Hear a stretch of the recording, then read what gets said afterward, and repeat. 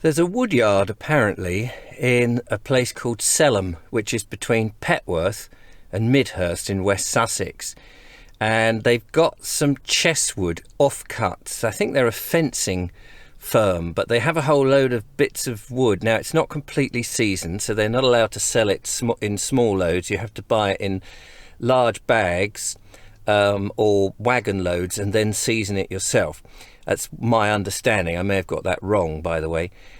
So the mission is to go and have a look at that, and if possible, if it's suitable, fill up the van with some of it, and then also go for a little stroll in the area. That's what I'm going to do. I'm indebted to those people on Facebook who alerted me to this. They got a big pile of it. It's probably going to go quite well. Not good for open fires, but good for wood burning fires. It spits in an open fire. So that's what I'm going to do. I'm sitting in my van and I'm going to head off now to there. It's about a 45-minute journey. We've got a cold day. I'm wrapped up warm. So let's see how we get on.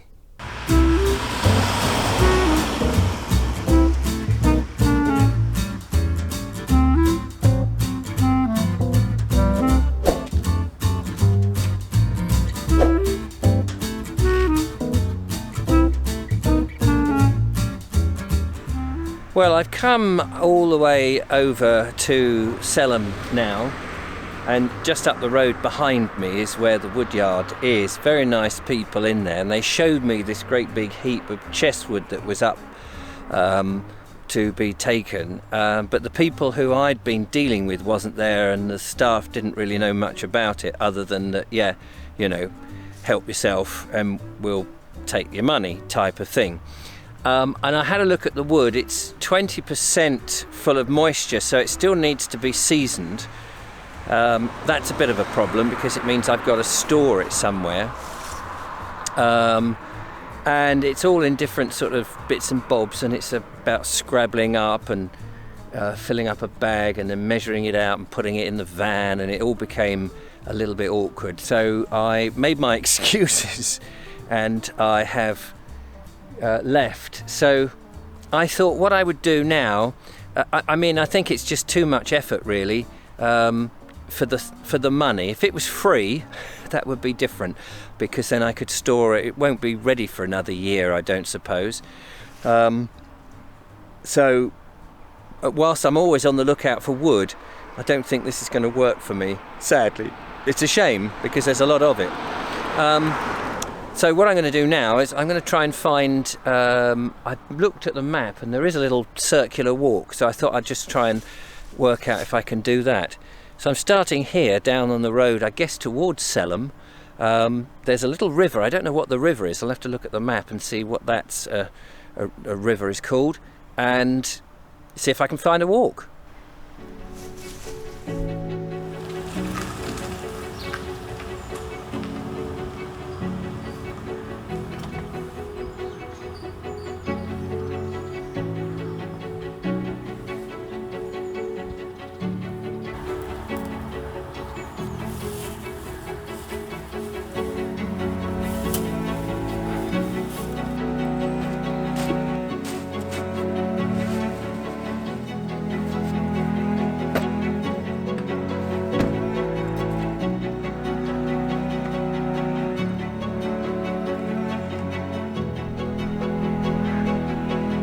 It's not actually as cold as I imagined. I put 2 jumpers on, so I've changed out and just putting on my jacket. There's a little bit of a breeze now. Anyway, I'm out walking. I'm going to make the best of it. I've just seen a sign that goes to Selham Church, so I thought, well, there's a good place to have a look. There is a sort of circular route, goes back there, but there's a couple of other things I thought was worth having a look at here. Actually, firstly, the bridge here goes over that stream or river just down there, and I guess the church must be somewhere along this road, so I'm going to see if I can find it.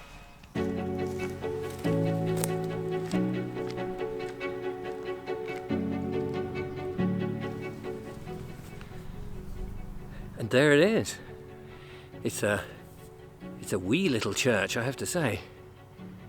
Nice little lantern up there on the gate, and looks like it's been not renovated but re-rendered, I think, or the render between the stones had been put in, but it's probably an old church looking at it from the wall here. I think I should go in and see if we can get in and investigate a bit more.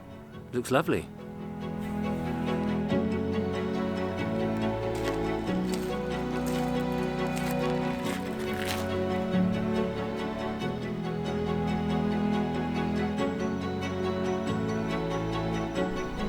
As I hadn't expected to find the church or look at the church in today's video, I haven't really had a chance to look anything up. But and I quite like sometimes just turning up to a church that you know nothing about and then trying to speculate as much as you can, even if you make it or get it all wrong. But just judging here round this side, on the south side here, by some of this herringbone, you know, that's very early Norman, late Saxon, as far as I'm aware. But then down this side there seems to have been some renovations, Victorian stuff with the brickwork and the windows. And then of course there's this wall which suggests that there's a larger property on the other side, and potentially, I don't know if there's a gate through here, I'll have to look, but that might have been originally the manor house on the other side. I don't know, because I haven't been that far up the road to see. But a fascinating little place, and this dinky little chancel here. Now I'm hoping we can get in so we can see what it looks like on the inside.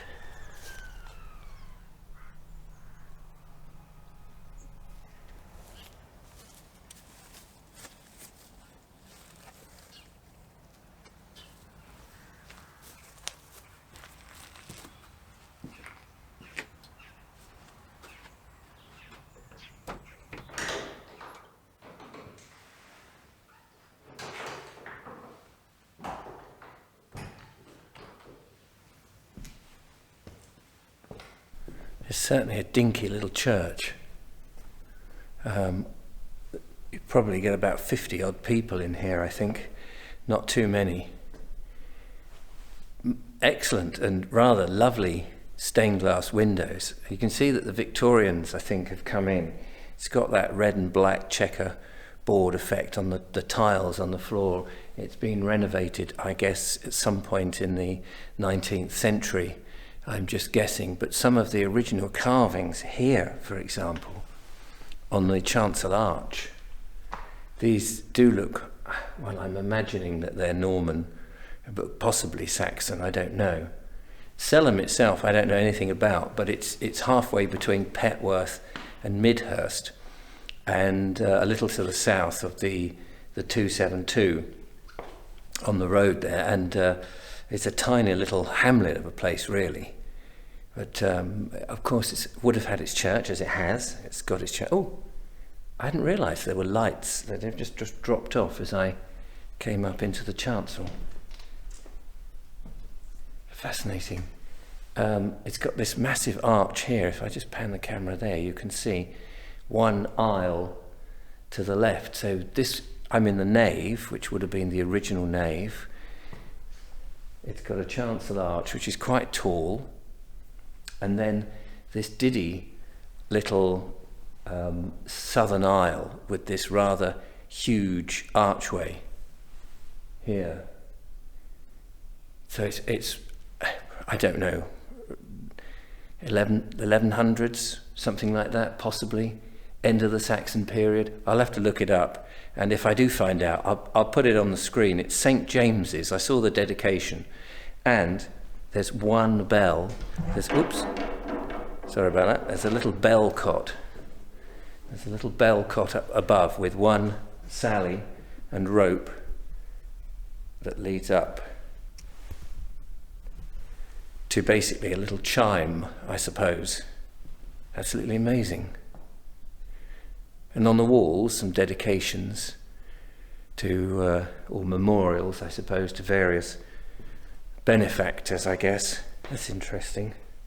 I'm just having another look at this archway, and see if I can position the camera so it's behind me slightly. You can see the arch goes up, and then it goes into the wall here, which suggests that this was early, and the chancel and this wall here has been built since. Not quite sure why that would have been, but like all churches, they've had their various different ages and adaptations over those ages. Absolutely fascinating. I love looking to see what people have done. Now, it may have been just in the Victorian period they've altered a little bit, or over-plastered bits or something, but who knows. Anyway, beautiful church for a small congregation, for a small hamlet stroke village. Lovely.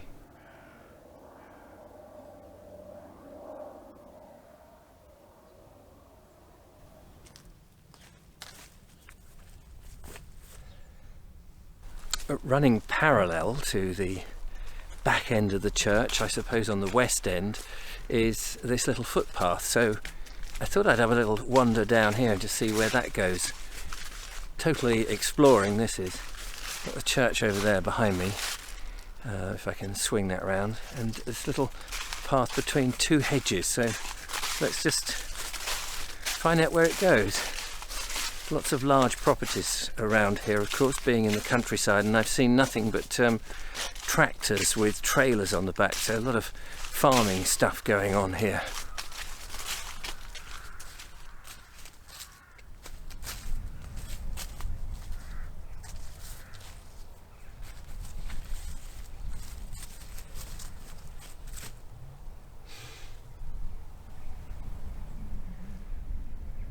I'm not quite sure where this goes. This clearly just goes across the countryside. There's a huge, great big field, and there's no pointer, and I haven't got a map, so I don't know whether you go across the field or around the field. That's always a problem when there's no pointer. Maybe it is around and what have you, so I'm not going to risk that. But there's a couple of other things I wanted to have a look at in the actual village, so I'm going to go back there and have a look, and then I might make a cup of coffee in the van. Why not?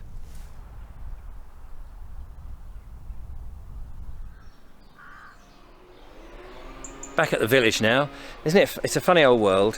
I never seem to be able to go anywhere without somebody popping along and saying, hey, wait a minute, I know you, I've seen your videos, which is fantastic. And I've just met a chap called Nick, and I don't know whether it was his partner or daughter or whatever, a lovely lady I couldn't really see terribly much, called Jemima. And Nick, he says, watched all my stuff. He lives in Arundel, but he runs the Halfway House pub, which is just, I'm pointing, it's just back up that way. I had a lovely conversation. So he said, oh, you must come in, have a beer and what have you. And I thought, oh, that'd be perfect for a video to go and look at an old-fashioned pub and find out. I've always wondered why it was called the Halfway House, presumably because it's halfway between Petworth and Midhurst, and it would be great. So I must go up there one day when he's in. He's obviously on their way to somewhere else at the moment. He pointed also down that the road that I've come further from the church is where the Cowdray B polo grounds are. So that would be worth looking at some point in the future. But I'm going to go down here because I wanted to have a look at the pub and a bridge that's no longer here. And you know, I said about tractors earlier. They've been running on and off throughout the morning. I've been trying to avoid them in terms of being run over and see the sound on them. But let's go and have a look and see what's further on here in Selham village.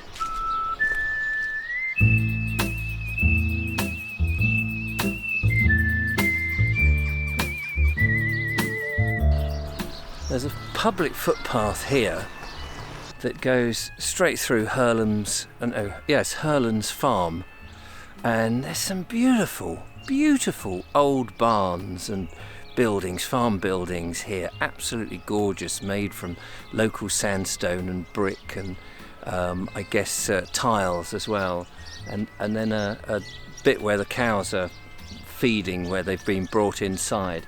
And I was thinking of going on a footpath around there and then beyond, but I actually want to go and have a quick look at the pub and then this interesting bridge. So let's have a look at that.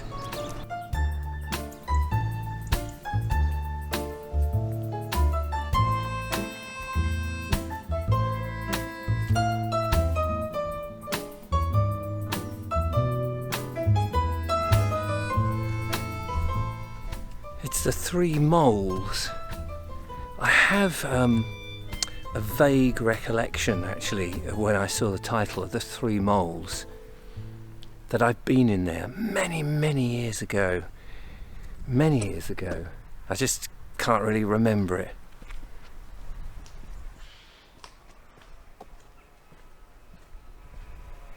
And here, I think, is where the Midhurst to Petworth Railway crossed.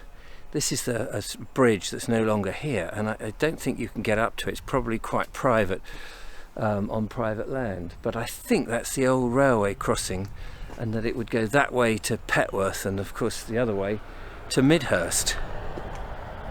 Yes, it looks like the embankment on this side runs across, and actually just down here, I don't know if you can see, you might not be able to see that, it looks like there's people have scrabbled up to have a look at the path, but clearly it's on private land, you're not supposed to, and there's a fence there which also denotes that it's private, so I'm not going to try and do that myself, seeing as this is on a public arena. But yeah, I just wanted to have a look. So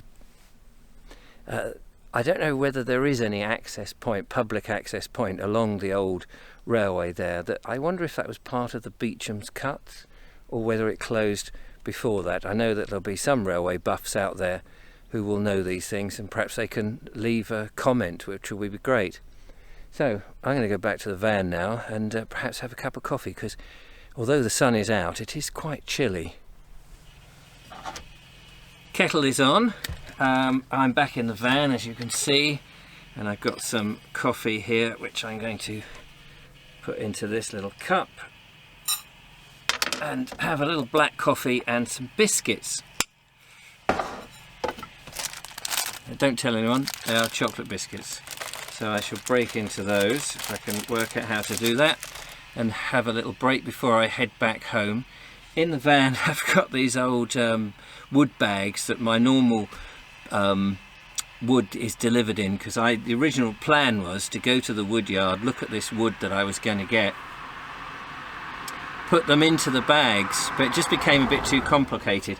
I didn't want to take out all the units just to fill the van with logs, and as it's not 100% seasoned, ready to go and ready to be burnt, it's just not at the moment worth the aggro, so I'm not going to do that. By the way, thanks to all the comments regarding my little heater, which is actually tucked away in a previous video about getting a carbon monoxide detector and all of that. I've taken it all on board, I'm listening to it, but I think it's going to work for short time basis. I'm not going to use it for any length of time, you know, not going to use it like bung it on for an hour or two or anything like that. It's really just to take the chill off for a few minutes whilst I would, if I'm camping away, to get into a sleeping bag or something, and then just wrap up warmer. Or if I'm changing out of night gear into day gear, it would be good just to take the chill off for a short time. I know people get incredibly worried. Right, kettle is boiling, time to pour the coffee.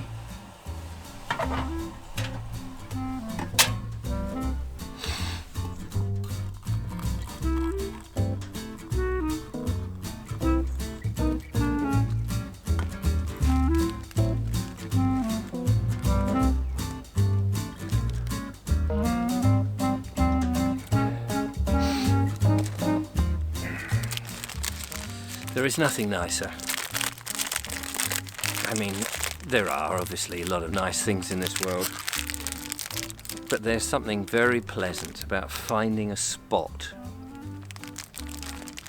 making a cup of coffee or tea, because I don't have any milk, so I often drink black coffee. I don't mind black coffee, and having chocolate biscuit. Now I know I'm trying to reduce my sugar levels, and I am pretty much on that. Admittedly, I made some mince pies recently, and I suppose there's a bit of sugar in there, and there's probably sugar in these digestive biscuits.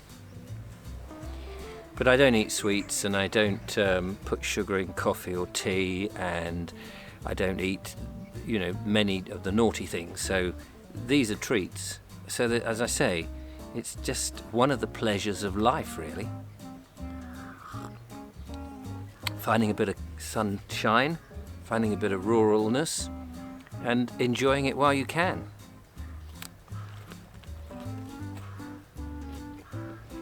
And then I'll get back on the road to the metropolis. Cheers.